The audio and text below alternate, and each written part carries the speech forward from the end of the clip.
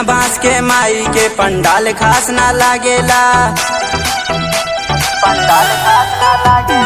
बिना बांस के माई के पंडाल खास ना लागेला, पंडाल खास ना लागेला।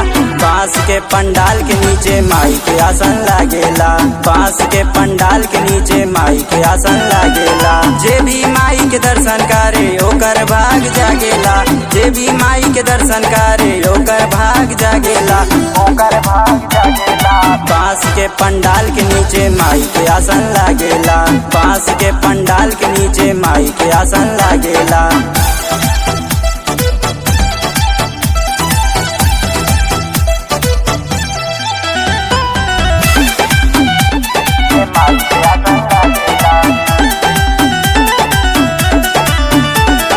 जितना सोचले रानी ओहू से भी ज्यादा एमे बांस लागेला, बांस लागेला।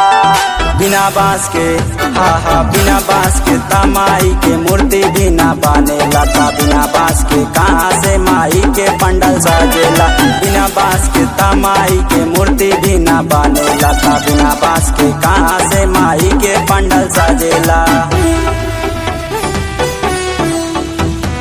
बिना बांस के कहाँ से माई के पंडाल सजेला।